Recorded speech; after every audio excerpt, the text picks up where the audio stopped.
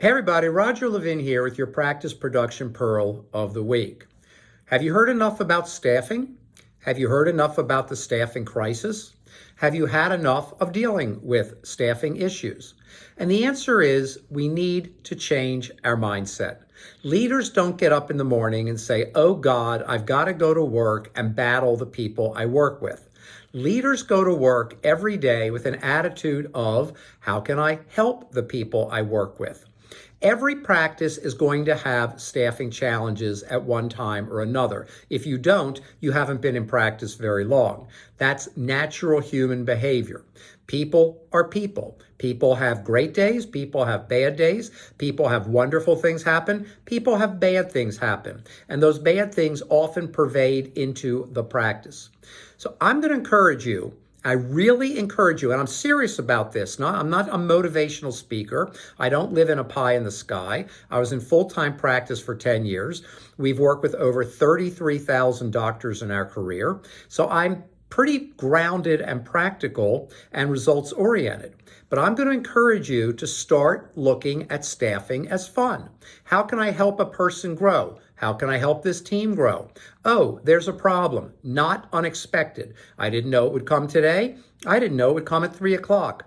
But it came and I absorb it. And that's the big word for this Pearl of the Week. Instead of getting upset when there's a staffing problem, instead of getting angry at a team member. Recently, we had a doctor who told us his assistant wanted to take off Tuesdays at 3 o'clock to go watch her daughter play sports. And he said, I was really angry about it. But when I went home, my wife said to me, well, I would want to do that if it were my daughter. It changed my mindset. And he sat down with the person and said, okay, how are we going to cover assisting when you're out on Tuesdays at 3 o'clock? Because we work till 5:30.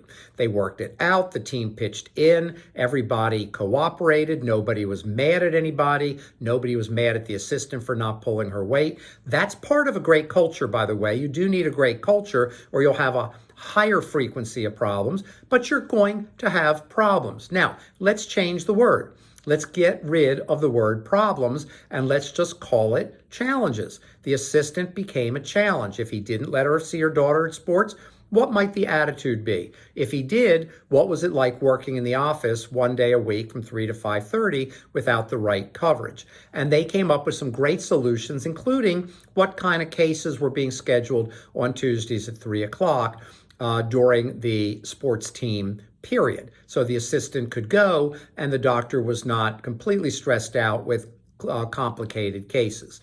You may like the solution, you may not, but it worked for him.